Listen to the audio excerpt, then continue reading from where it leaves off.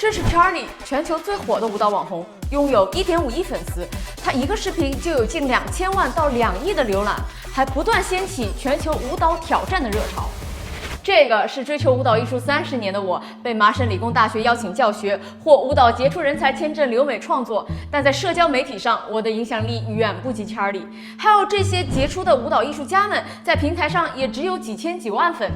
当我将教学重心从现代舞转向 K-pop 时，学生数量就明显增加。这些现象都在证明网络红舞的巨大影响力。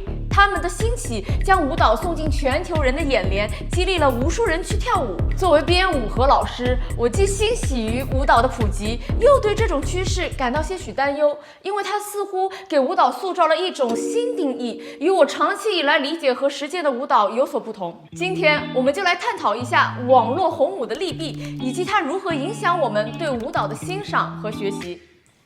要深入这个话题，我们首先得回答一个核心问题：这类舞蹈的魅力究竟何在？它为什么能吸引那么多人？Charlie 的舞蹈动作常以胸胯扭动为主，强调躯干的性感线条。他肢体柔软灵活，跳舞有种毫不费力的随意感。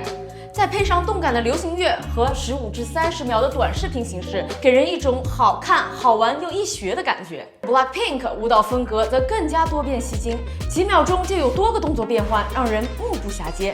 高级的视频剪辑将动作变得更有张力，丰富的镜头和场景切换，让舞蹈的整体质感提升好几个档次。再加上洗脑式的编曲，时刻都在刺激观众释放更多的多巴胺。再来对比我的作品 Daydreaming，10秒钟内我一个动作都还没做完。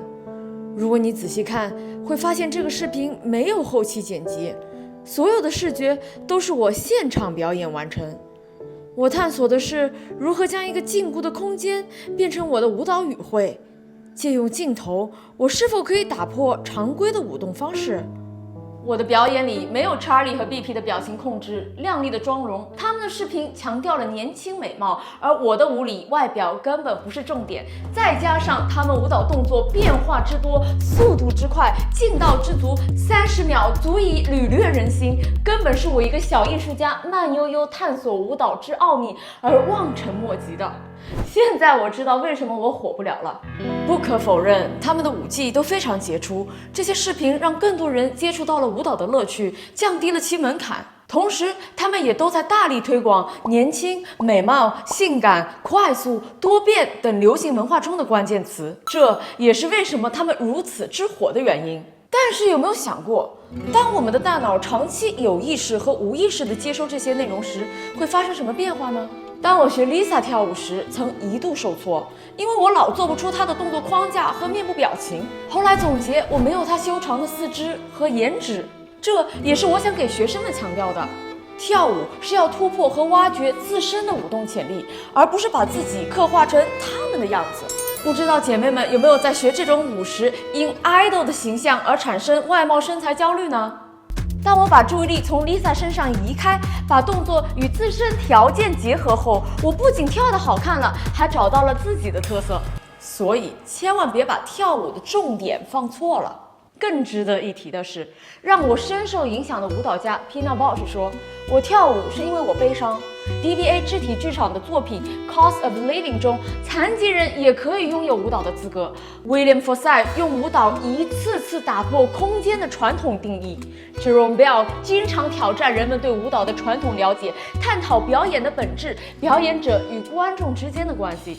所以，网络红舞虽然遍及全球，但它只是舞蹈世界里的冰山一角。作为老师，我特别想让更多的学生接触到更丰富的舞蹈文化，深入感受它给我们带来的快乐和自我认知。然而，放眼全局，网络红舞只是流行文化中舞蹈的呈现。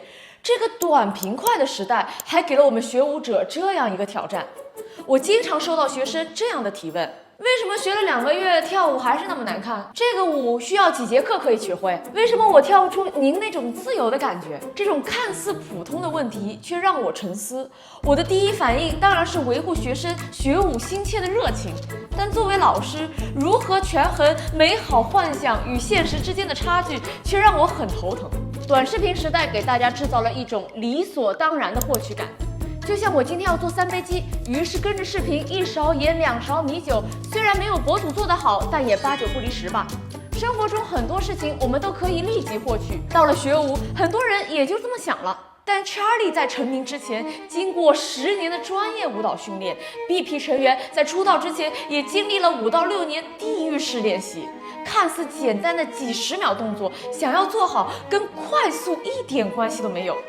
我们真的忘了一个不应该忘的人，这个人在2000多年前就告诉我们：骑者不立，跨者不行。讲的就是一个人追求目标时过于急躁、强求，反而会失去平衡，难以达成目标。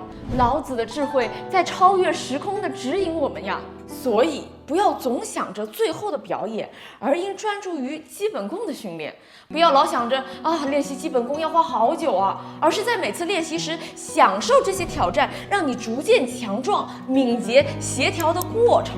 满足微不足道的成长，才是快乐习武的真谛。跟大家分享一个我的美好幻想：如果社交网络上有更多普通人分享现实学舞的酸甜苦辣，那我们是不是就不会有那么多不必要的焦虑和急躁呢？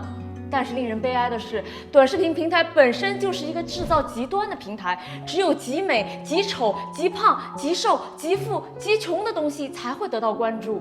耐心的缺乏，注意力的短缩，对即可满足感的渴望，对外表的痴迷，对极端的推崇，是流行文化在我们每个人身上的烙印，包括我自己在内。